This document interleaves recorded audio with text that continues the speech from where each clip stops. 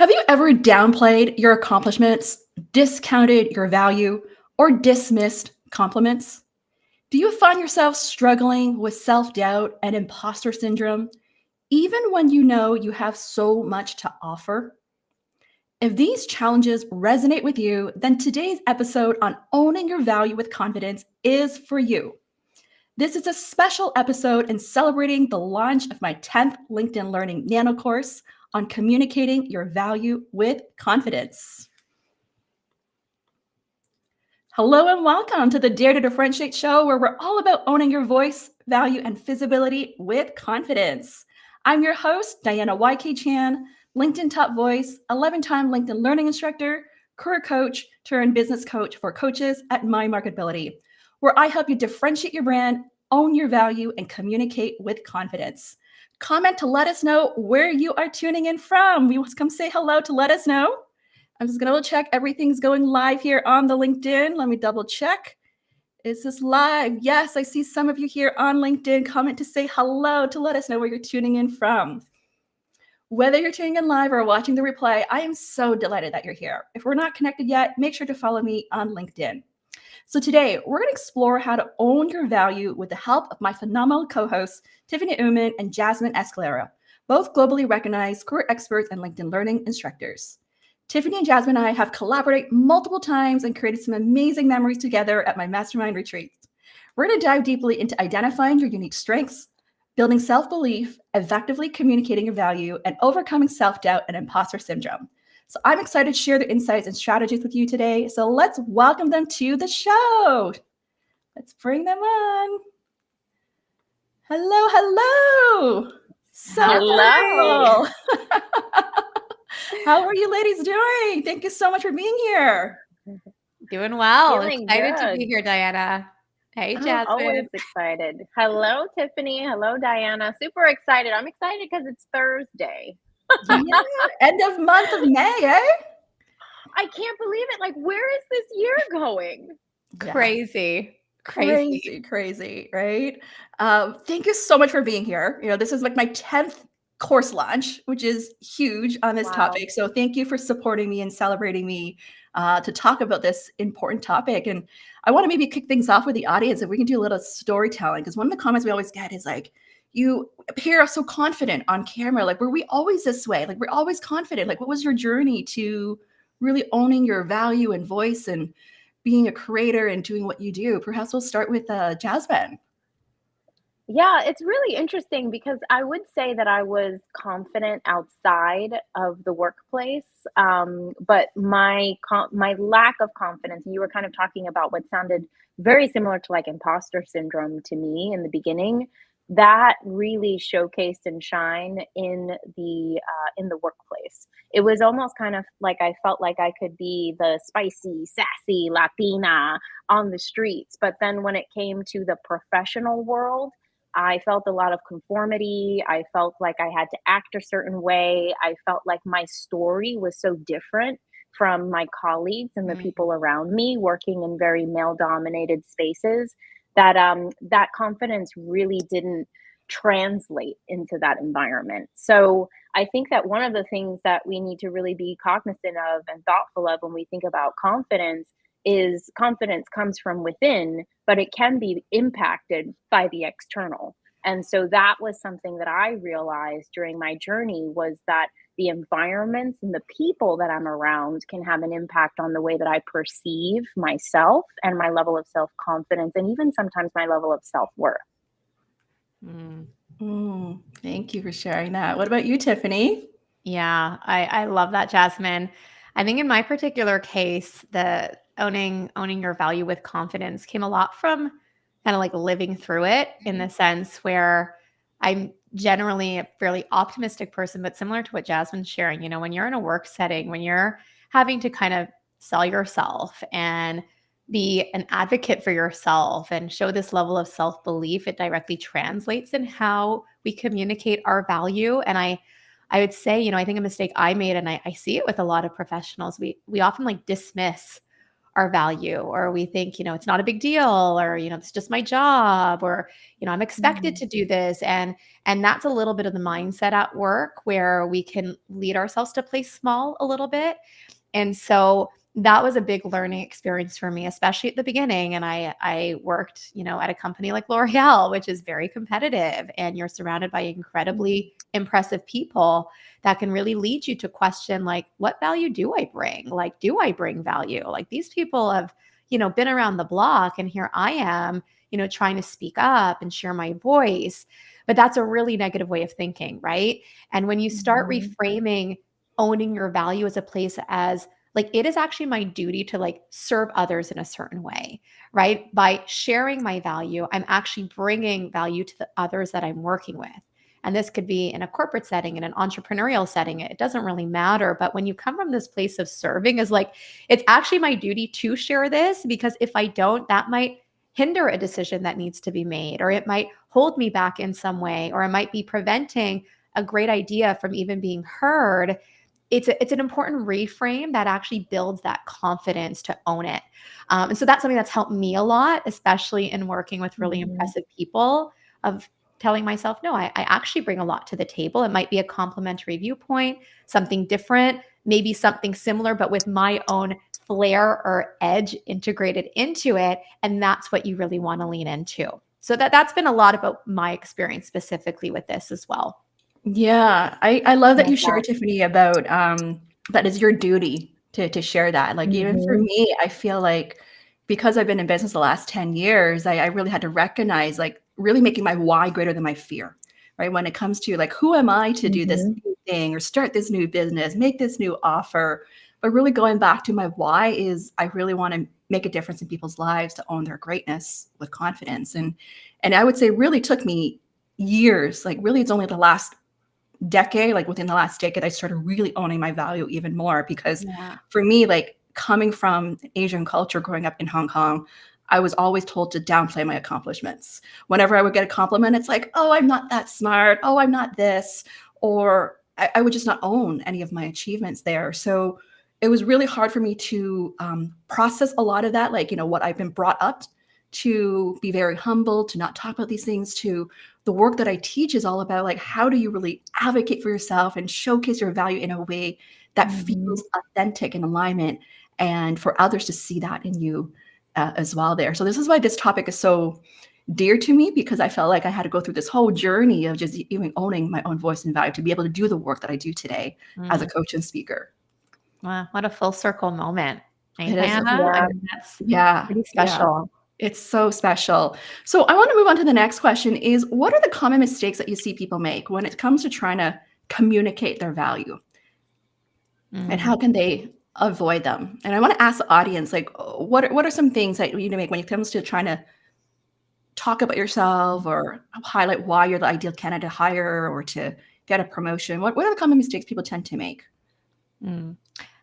There's a few that come to mind for me, Diana. I kind of alluded to the first one just prior, but sometimes we can feel that we actually don't have much value, where we feel like my story is not special. Like, I have this strength, but like everyone else has this kind of strength. And it's just a very dismissive type of mindset to what makes us us. And so instead of elevating the things that we have and why they make us special and unique, we're actually really, like, sabotaging that way of thinking, which is limiting us from even sharing our voice or for putting ourselves forward. And so that's one key mistake. I'd say probably another big mistake that I see with a lot of the professionals I work with is expecting others to speak about your value on your behalf. That you could just, like, show up, do the thing, do the hard work, and everyone else is going to just automatically see that. But without a strong level of self advocacy, where you are building that up for yourself, it's going to fall flat. So we need to practice that muscle very much consistently, diligently, because that's putting far too much onus in other people's hands when it comes to your career. Again, whether it's in a corporate setting, an entrepreneurial setting, you want to take a lot of pride in the work that you're doing and allow that to shine through to showcase that value. Those are definitely two that are top of mind. I'd say maybe the third one is kind of almost making it seem that or block out, I should say, what is something that separates us. So when we talk about, let's say, strengths, going and taking it a step further of how do we make this our distinct strength, right? Let's say, strength of public speaking. Yeah, there's a lot of great public speakers out there, but what do you specifically do in your style of public speaking that allows you to connect with people really well, or that allows you to get the buy-in that you need, or that allows you to have constant feedback that you're so, inspiring as a speaker, or whatever it is, right? Like, don't just keep it at a surface level. We want to go deeper, and that helps us to connect with the value that we bring and feel more confident in turn to express that. Yeah. Oh, love that. I love that. I love that. I want to definitely say that what I see a lot, and something that I also did when I was in my career, was thinking that hard work was my value. And so almost kind of thinking that being the workhorse, getting the work done, just kind of raising my hand for everything, that translated into my value. And I didn't understand a lot of what Tiffany is talking about, of my individual strengths, but also my unique pizzazz that I bring to those strengths, like my unique qualities. And just thinking, if I do put my head down and I just get the work done, then that's going to translate to the promotions and the pay raises, and that's going to be the value. So what we need to realize and recognize is that we have to understand our value, but then we actually have to put that value out into the world. And that also means bragging about ourselves, talking about ourselves, but we also need to put boundaries around that. So being really cognizant of being strategic about your career. So if I want to be able to progress and move up, then I'm going to say no to the things that are not going to showcase my value and the strengths that Tiffany is talking about as much as I can, or delegate to people who have those strengths. And I'm going to say yes to the projects that are going to help me self promote, help me get in front of the individuals that I need to be in front of, so that I can showcase the values and the strengths Tiffany was talking about and really highlight those. So I would say value and work don't necessarily equal the same thing in terms of success. It's Mhm. really about understanding what you bring to the table and highlighting that. And I think another thing that a lot of professionals miss out on is tracking how your value is translating to the company mission, goals, objectives, and moving those forward. Because those are tremendous opportunities to boost confidence, because now you're seeing it, you're tracking it, you're internalizing it. But it's also wonderful opportunities to go and then self promote, talk Mm. about that, really put that out into the space as a way to show that you're doing great, valuable work, but also translating that into getting those successes. So I Mm. would say that those are the biggest ones that I see, and even that I got stuck with early on in my career. Yeah. I Diana, love can that. I share a quick thing? Just piggybacking Yeah. what Jasmine shared, 'cause Yeah. now I'm all fired up. But that's probably one of the very, like, distinct mistakes that I see, especially amongst young professionals, but this can really translate even in mid-stage level plus careers, is thinking that because we're earlier on, or that we don't have as much experience. This also applies for, pivots or stepping into a totally different type of role, where because we aren't as experienced in that area, that we don't have as much value to bring to our senior leaders, or, like, who am I to talk to my CEO about this, or who am I to share XYZ? When in Mhm. reality, and this was something that was a huge shift for me, that really allowed me to own my value with confidence, especially speaking with C-level executives from a very young phase of my career, was recognizing that they're not as close to the front lines as you are. Like, yes, they are kind of bird's eye view, very strategic, building a lot of the vision and mission to the company that Jasmine was just sharing, but they're not on the front lines. They don't know your business or area of the business as much as you do. And that is immensely valuable, because if you can bridge that gap and show, hey, this is what I've been working on, these are the results I've been bringing in my particular business unit. And to Jasmine's point, this is also how it benefits kind of the bigger mission of the company, or what our bigger priorities are.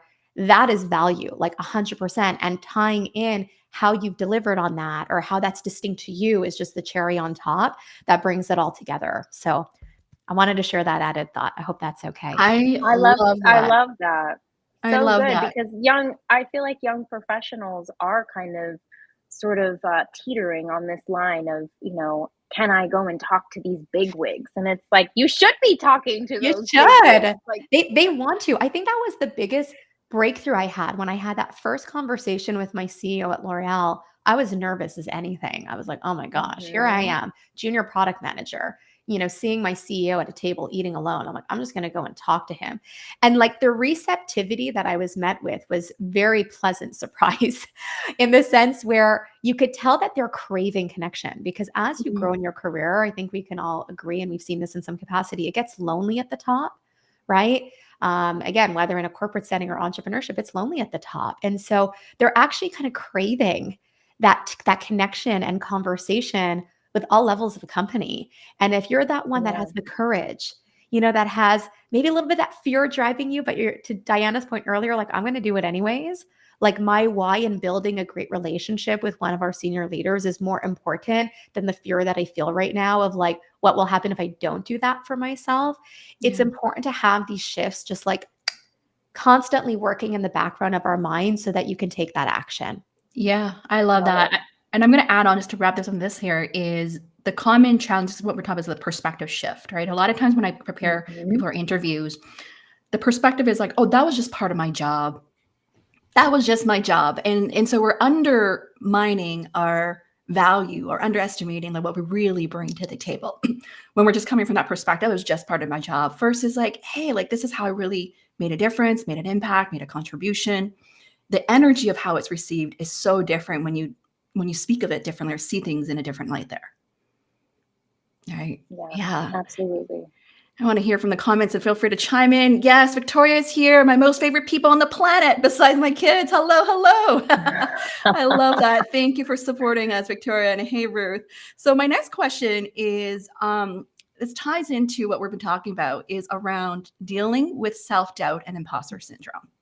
Studies have Mm. shown that 70% of people have faced imposter syndrome in their lifetime. How do you personally deal with that self-doubt and imposter syndrome? Oh my goodness. I First off, I love this question. Um, you know, being a business owner, I think like triggers so much imposter syndrome, but the way that I've recently started dealing with it and how I've been supporting people through it is if you are triggered and start to feel imposter syndrome, you're on the right path. We, in general, experience imposter syndrome because we're stretching ourselves. We're moving outside of the comfort zone. If you always stay in the comfort zone, then you're rarely ever going to be experiencing self doubt and lack of confidence and imposter syndrome to the degree that it would impact you in terms of moving forward or progressing towards your goals. So, imposter syndrome, if we start to, and you mentioned this word, Diana, perspective, if we start to see it from the standpoint of through stretching myself, through stepping into fear, through having that conversation with the CEO, I'm going to be experiencing certain things. And that might be a little bit of fear, that might be a little bit of self doubt. And that's okay. There's nothing wrong with it. I can still do it anyway. And in fact, I can congratulate myself because I'm stepping outside of the comfort zone.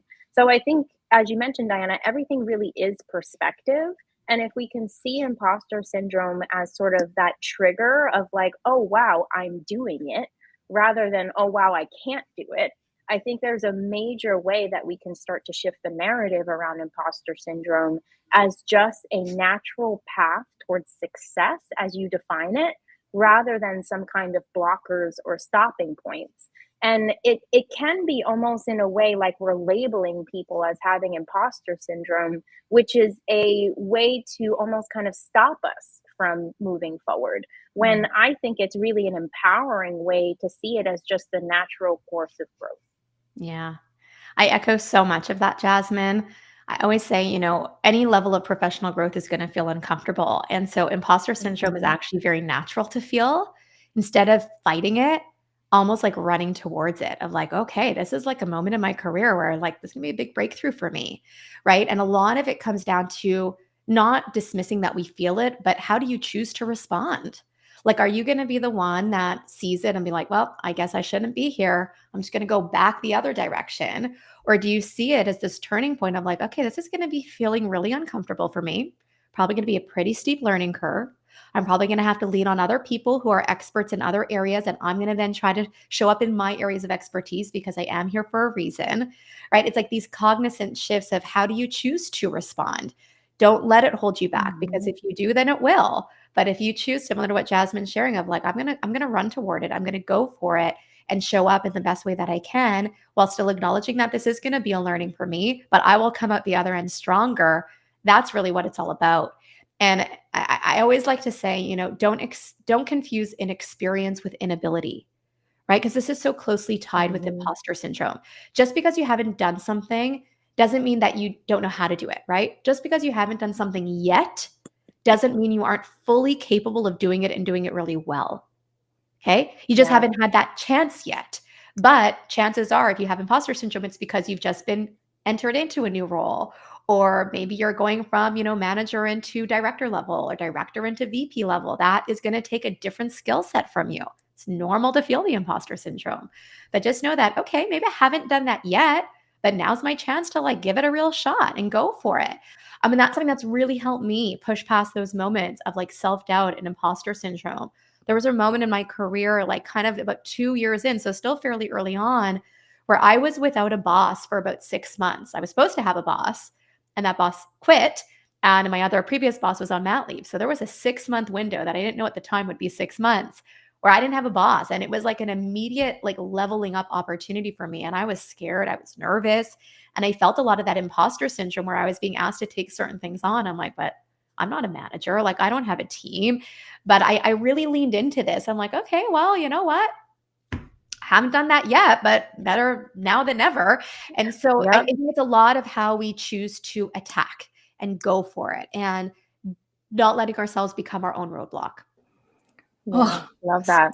I love it. This is getting me fired up to talk about a storyteller. This is so good. Do not equate inability to inexperience. That's such a great perspective shift, Tiffany, what you shared, because I want to share a story that just happened recently for me.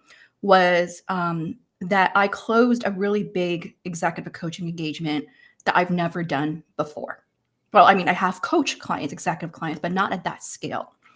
And I knew I was competing also against really big name companies, really big name, big consulting name companies there. And so I could have gone in. I don't have the big name attached to my company, right? I don't have this experience of doing such a big long-term engagement with a client.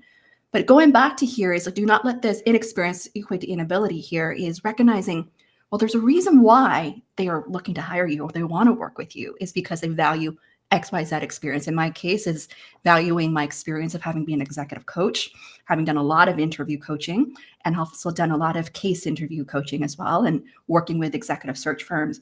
And so I had to remind myself that despite I don't have these big names competing against these big companies, but hey, I have all these experiences, plus I'm bringing another coach that make us I call it the secret weapon, the 4-in-1 combo here, that I had to be going in, either way, we're going in and win here. Right. So this is really going back to shift of, even though I have not done such a big coaching engagement, but I've been coaching for 13 years. Yeah. Right? And just reminding myself that yes, this may be a new territory or new long-term engagement, but I have so many tools that I've gained that I can guide this person through there. So I love that comment of the shift in ability and experience piece there, because we're all going to be facing that as we go through change.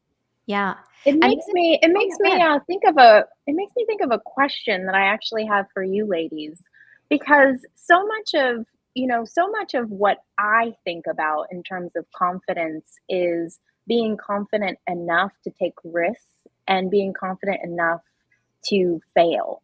And it's almost kind of like what we're also talking about is a disconnection between the outcome being, I have to be successful in this. And I think a lot of people kind of don't try or don't showcase their confidence or let imposter syndrome stop them because of that fear of failure and that connection to the outcome of it needs to work out or it needs to be successful. So I'm wondering, what are your perspectives, Diana and Tiffany, on confidence and the acceptance of failure as also being a part of the process? And in fact, that being really confident is about kind of being a failure at times. I like this perspective a lot, Jasmine. And I'm a huge believer in like experimentation and taking Mhm. chances because that's where we often get the most reward. When it comes to failure, I like to see it as you either win or you learn. Like, there's not Right. really a downside when you view it that way. Like, you either get the thing that you wanted, amazing, all the better, or hey, you know what? It didn't go the way that you planned, but there's definitely at least one learning from that that you can apply to do it better the next time. And the more that we get into this kind of philosophy of, let me just try things, let me get it out there, instead of staying in our own head and overthinking and preventing that action from happening, it's actually the former that's going to build up the confidence, right? Because think of it this way, right? If you have someone who is just overthinking every next step that they're going to take and they hardly take any action to validate what they want, and then you have, person B who is going out there, failing. It's not going the way they want. They're getting learnings and they are just iterating and iterating and iterating. One, it's going to build their confidence muscle of putting themselves out there Yeah. in pretty uncomfortable situations.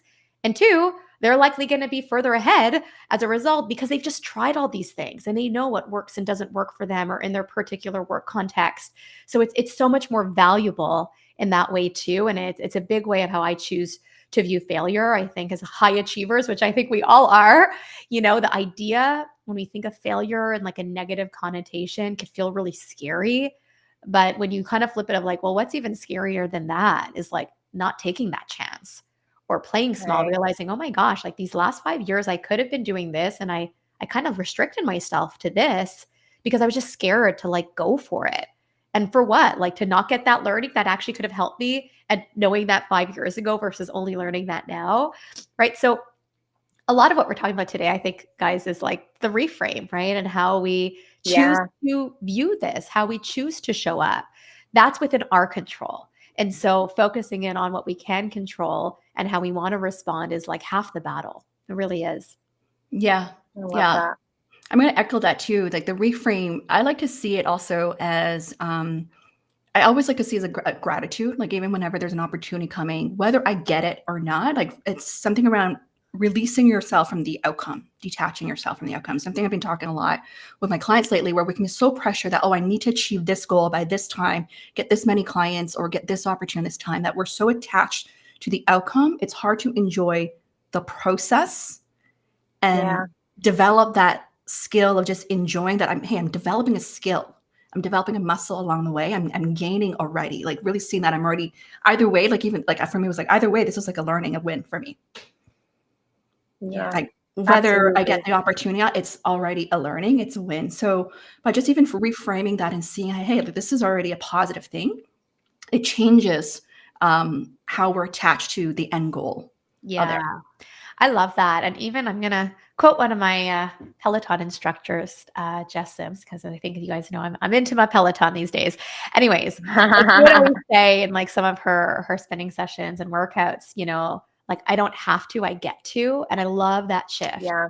Right? When it's like, I actually Absolutely. get to do this, I get to do this kind of work, right? I get to be in a situation that makes me feel uncomfortable. We're really lucky and we can often take our days for granted, just being able to show up to your point, Diana, of coming from a place of gratitude and saying, hey, you know what? I get to actually do this today. Like I get to have that conversation that scares the heck out of me, but I'm going to do it anyways. Or, I get to take on this new challenge. I have enough trust in my leaders that are putting their faith in me to do this. I get to do that. That's pretty cool.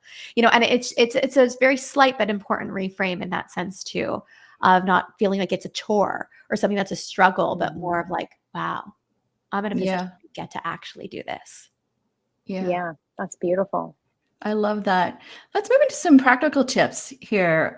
What are some practical steps to build self-belief and confidence, especially in a professional setting or even season of change? Like if we think about these days, whether it's changing careers, changing, Yeah. pivoting, we can maybe sometimes have this doubt, like, am I cut out for this or can I do this? Like, well, what are some practical things that you can offer the audience here? Yeah. Yeah. I could share one. Um, You go ahead, go Jasmine. for I'll it. come after. No, you go, Tiffany, because I'm still thinking about something that I want to share. So you go Oh, first. okay. I'll share one thing in the meantime, and then we'll go back and forth. I think one of the most important in building that self-confidence at a time of change, at a time of shifting, is often recognizing like that the proof is in our own track record.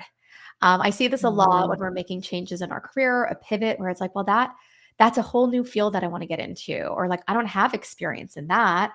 I'm going in a different direction. When in reality, it's like, but you do actually have a lot of the experience, maybe not in this exact context, but there are, whether it's the transversal skills or different ways that you've embodied really important competencies that are going to be important in delivering in this new role, you actually have the proof in your own track record. So when there's those times of change, very practically, I always like recommending to my clients of looking back at their own experience. It's like, okay, this feels uncomfortable for you right now. Great. Let's look back at a time where you felt uncomfortable in one of your past roles. How did you navigate that?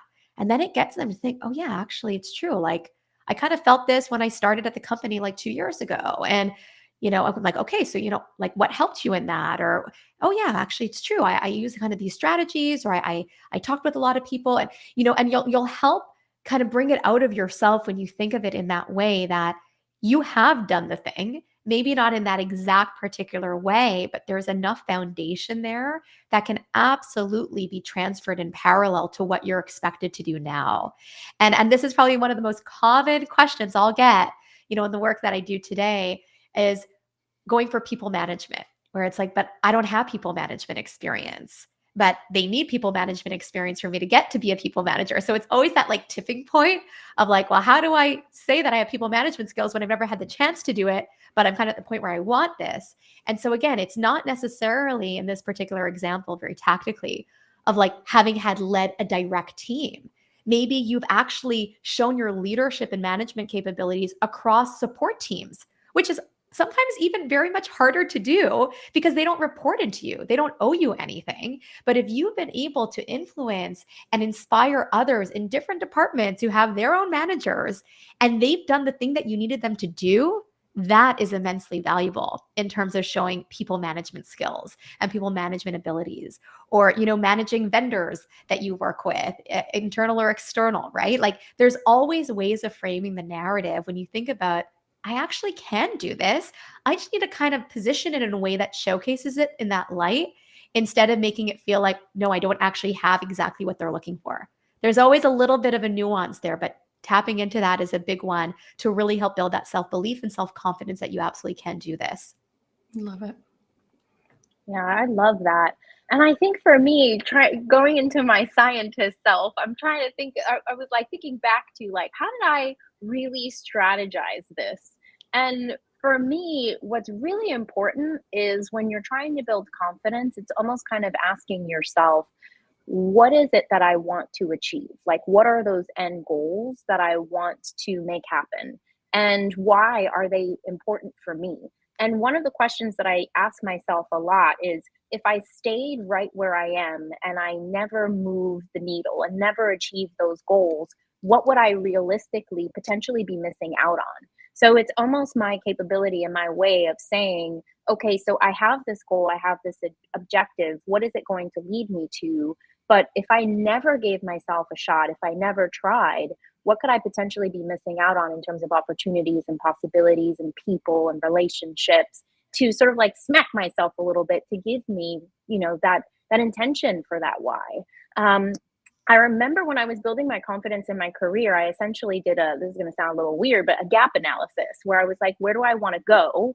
Where am I? And how do I fill that gap? Either through belief and perspective, sort of like what we were talking about now, mindset shifts, so that I have the opportunity to give myself the ability to try? Or do I need people, support, help, coaches, guidance, mentors, supporters, sponsors? Or is there something else that I feel like I need to sort of help me be able to close that gap? So I think it's really important to have a vision of, who is this confident version of myself that I want to be? What is she doing? What is she believing? What is she achieving? And then where am I from a space of love and compassion to self? This is just a matter of you just owning where you are from that love and compassionate place. And then asking yourself, how do I fill that gap? What do I need? And I think one of the things that I often didn't lean on as much was support systems. So Mm. confidence isn't about doing this on your own. Confidence isn't about like, I've got it, I'm going to do it all, I'm going to achieve it all, and I'm going to show everybody that I can do this on my own. Confidence is also about having the right support system, the right crew, the right people, those individuals who are going to acknowledge you, support you, guide you, be there for you, strategize with you. So that's another big thing is like you can't do all of these things on your own. And oftentimes we sometimes believe that being confident, and especially being a confident woman, a powerful woman, is showcasing that you can do it all and you can do it all by yourself. And that is not the case. Mm. Yeah, I'll echo that. I'm going to add, I love this, what you just said here, Jasmine. I think about even for me this year, the last several months of pivoting my business from career coaching to business coaching. And one of the things that I have really learned to step into is that next version of me, of who am I becoming? Like to play this next level, bigger game is having this clear vision of how do I want to show up differently, whether it's with greater confidence, greater certainty, getting really clear of that future self, that version of me there. And really getting clear on this why, like, why am I doing this? Like, despite it feels uncertain or scary. And the other piece is bringing in help. Like you said, like I brought on 2 extra people to help me out to operate at another new level. And I was not afraid to ask for that help. And knowing that, I think the other key piece here is be willing to adapt.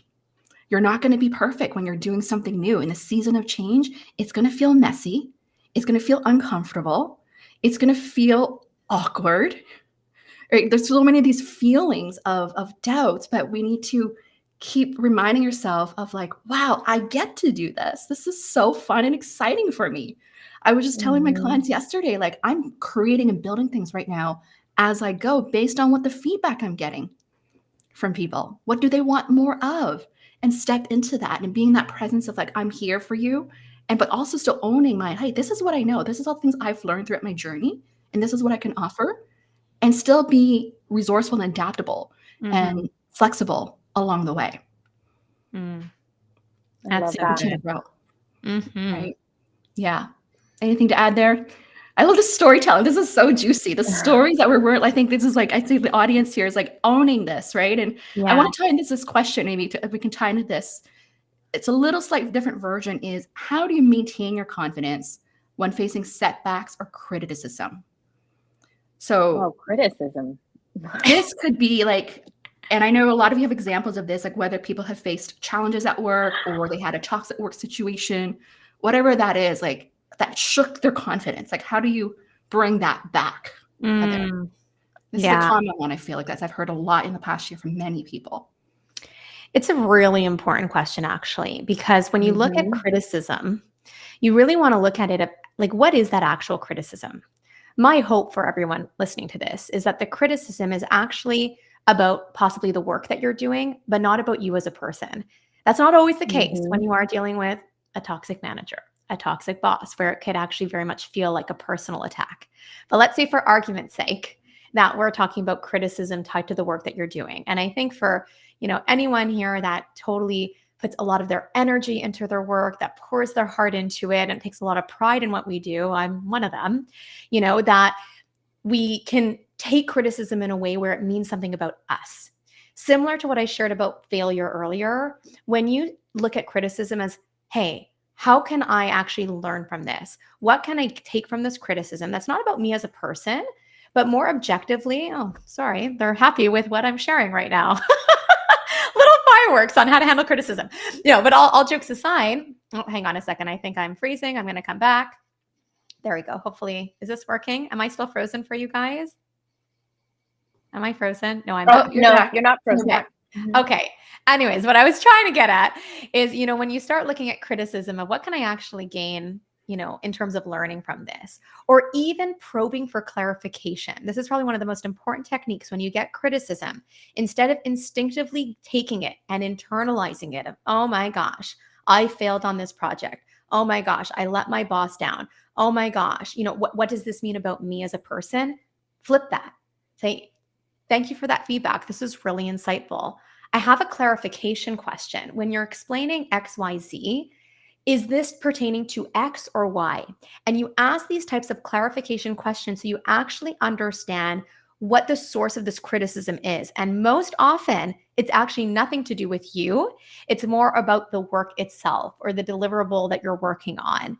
But these clarification questions are essential because otherwise you run the risk of actually internalizing it and making it feel something about you and your confidence. And that's where our confidence starts going down. Absolutely. You start making more mistakes. You start getting in your own head. You start getting nervous about speaking up. You start getting nervous to put yourself out there. And then it creates this really negative spiral. So when you're getting that criticism or facing a setback, once again, there saying, okay, obviously that's not an ideal situation. What can I maybe do differently for the next time to avoid being in this situation? What is objective that I can put out there? Maybe a different strategy, a different type of support system, to Jasmine's point earlier, different type of resource that I might need at my disposal that will actually help set me up for better success the next time without it meaning something about you as a person or damaging your character. Those are two really important distinctions. Yeah. Mic drop. I love that. And because criticism was one of the hardest things for me being in a toxic work environment, because I felt like everything was about how I was just not doing a good job. And so I love how you gave these really practical things to think about. The reason why I kind of giggle is because I'm actually in the process of reading a book called The Courage of Being Disliked. And the reason why I'm reading it is because I'm on this journey of honestly, like, not giving a crap about anybody's critiques and criticisms. And really, I think it goes back to owning your value. So for me, one of the biggest things is going through a business change. And like, Diana, you're going through this as well, like changing and rebranding your business and looking at your value from that lens of who am I today and what do I want to do moving forward. And so much of building a business is really about critiques and criticisms of yourself and taking in the critiques and criticisms of others. And so my own personal journey around this is to really be able to look within, to identify where is my value and to own completely that value so that I can stand so powerfully and strong in it that I can see what Tiffany was mentioning, that critiques and criticisms are not about me.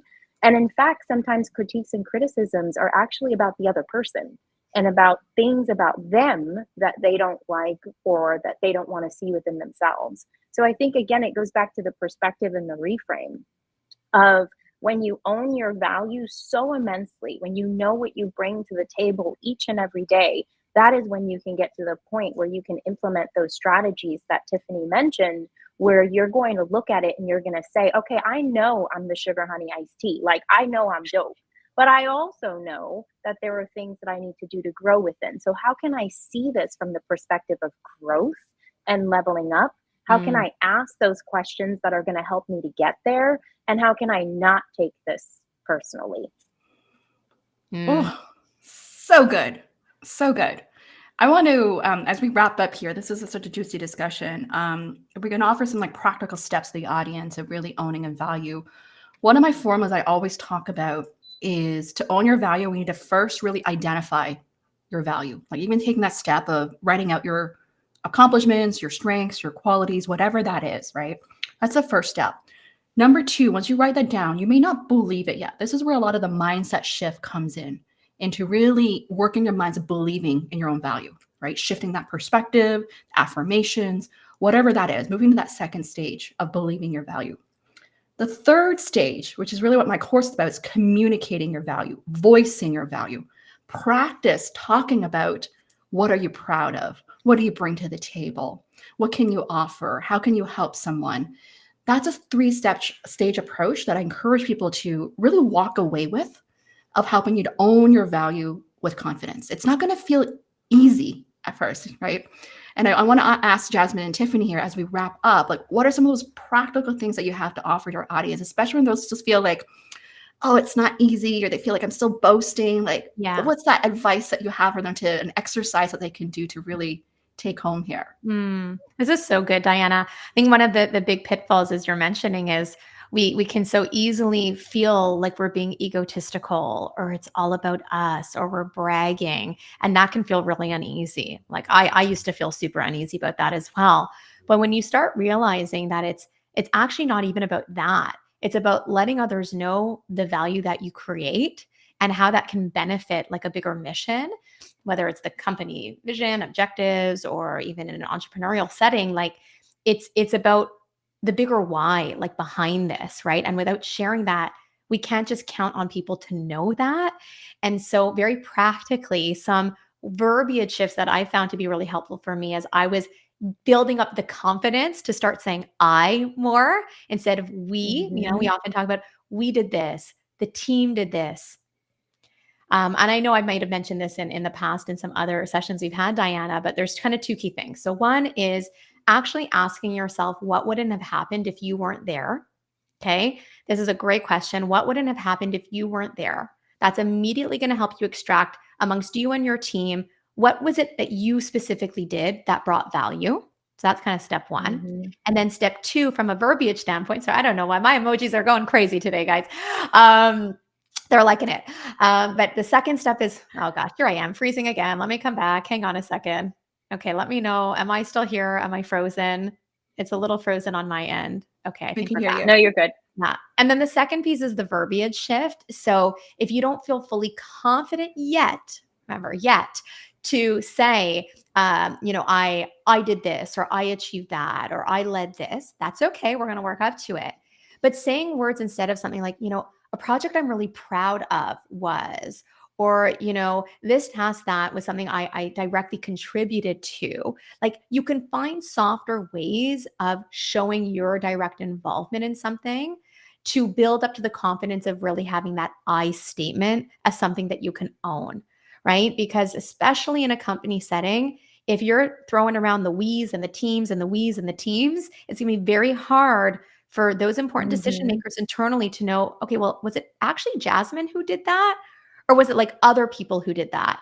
And this was a direct feedback I had gotten at one point in my career from my boss, where she's Yeah. like, well, Tiff, I know what you do because I'm seeing you inside it day in and day out. But like, I don't know that our VP would see it that way if you talk about it like this to her. And that was just the light bulb switch where I was like, okay, fair point. And so you have to start building up that muscle, and the way we actually communicate, which is why I love this course from Diana, is so important, because you can have the value, you can have the belief, but if you're not actually communicating it or articulating it, what really happens as a result, right? So you have to have both together. Amazing. Yeah. Tiffany, could you, before Jasmine's here, could you share a little bit your latest course? You got your latest course that just came out as well. Yeah, sure. Thank you so much. So, I just released my newest LinkedIn Learning course called Storytelling to Influence Leadership and Decision Makers. We already have over 8,000 learners in just like a 2-week time span. So I'm like, okay, Woo! people are getting it. They're loving it. No, it's received great feedback. And it's actually, I used one of my own case studies from my time at L'Oreal of a very difficult situation of having to storytell and influence our CEO and CFO at a time where the company was undergoing like major budget cuts and I was asking for money. And so it's Mm. a really play-by-play walkthrough of exactly how to do this from start to finish. And if you can do it in the I most love that. difficult of situations, you can absolutely apply that to some of the easier situations. And yes, there's a lot of communication strategy that's baked into that in a way to influence and persuade, as opposed to the other way of that can build confrontation or friction and resistance. So highly recommend checking out if you have a chance. It's very practical and effective. Amazing. Big congrats to that. And this is such a great complementary course to the value piece, because storytelling is such an important skill set to have. So thank you for sharing that. You're welcome. Jasmine, yeah. Jasmine, Yeah, you. I'm actually going to mention something that involves the two of you. So, I remember a while back, my dad once said to me, Jasmine, your biggest issue, and he said it from a space of love, but sometimes my dad can be very upfront. Your biggest issue is that you don't see yourself as other people see you. And so, what my tip would be is to really see yourself as the people who love you and support you the most see you. And the reason why that involves the two of you is because one of the most uncomfortable exercises that I've probably ever gone through in my life was when I was at your mastermind, Diana, and it was one of the most uncomfortable, but also the most powerful. I was at your mastermind and you asked every single person to go around and talk about how they saw me. And you did that with everybody, it wasn't just me, but how they saw me, where they saw my value, how they saw my future, like what they predicted my future was going to look like. And it was uncomfortable because it sometimes can be really uncomfortable for us to own our value and then to take in that love and what people see of us, right? It can be very difficult for us to do that. But it was so transformative because I realized that the world and the people that I love the most and the people in my inner circle see me differently than maybe I do. And that was a really transformative moment for me to start owning my value more and connecting to it more. So, my biggest piece of advice is to ask others why they love you, why you are so valuable to them. And, to do that in the workplace, even it's okay to do that too. Like, what are my strengths? What do you perceive my value to be? And to allow yourself to sit there and to accept it. And then to ask yourself, do you see yourself in the same way as the people you surround yourself with, who love you, who support you, and who champion you every day? And if not, maybe there's a little bit of work to do there, but accept that and take it in.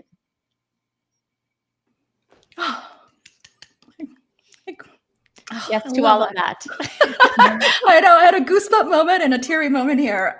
Thank you for that. Thank you for that. This is such a powerful exercise. You get feedback from others, right? Send out a survey of how people see you or talk to them, right? So powerful. And this is why I love having you in my circle. We're reminding each other as well, right, of what we see each other, and to keep growing and thriving. Like that's the important piece as we continue to grow there. So thank you for this. I wanted to, Jasmine, if you can maybe share like your course. You have a course as well too, on LinkedIn Learning. Yeah, can you share about that? It ties on into LinkedIn Learning. Yeah. So the course that I did last year was on layoffs. So how to rebuild and rebound after a layoff. And although it was a very tough thing to dive into, especially with all of the layoffs that are occurring, I wanted to take it from the most empowering standpoint possible. So really the course is truly all about how you can see this from a different perspective as an opportunity rather than a setback, and how you can take this opportunity as the moment to think about and capitalize on how to move your career forward in the direction you so choose.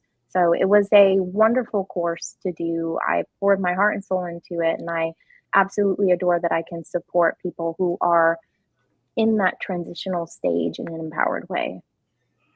Oh, such a great course. I took it the first day it launched, so big congrats to that. I think it's still highly relevant right now with all the layoffs happening. So highly recommend that course, and I think it complements well to my course in communicating your value with confidence, right? Because your confidence could be shaken after a layoff as well. So this is why I brought on Jasmine and Tiffany to the show today to talk about this topic on owning your value with confidence. This is one of the most important things. This could continue to believe in ourselves and to advocate for ourselves and advocate for others as well, so that we can really unlock to our fullest potential and make a great impact in this world. And like my mission today now is really having this ripple effect impact of the reason why I'm coaching coaches is I believe in all the coaches I serve, so they can also have this ripple effect impact to their clients here. So thank you for having both of you here.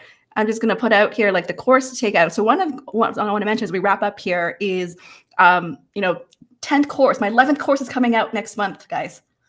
It's crazy.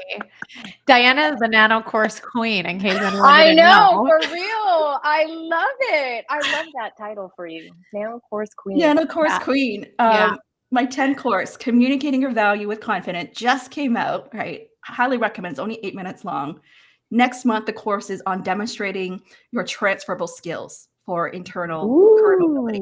Yeah. So that's a great course as well. It's coming out next month. And I have courses on increasing your visibility at work, digital networking, personal branding, career pivoting, and highly recommend to go check it out. This is all complimentary, all free as well, that we're really serving thousands of people globally now, all of us with all our courses here. This is like what makes it so impactful. So thank you. Thank you. Yeah, we have an amazing audience. Thank you here. Awesome. Thank you so much. Yes, for being here. Thanks for having us, Diana. My pleasure. Thank you so much, all. You take care. Bye.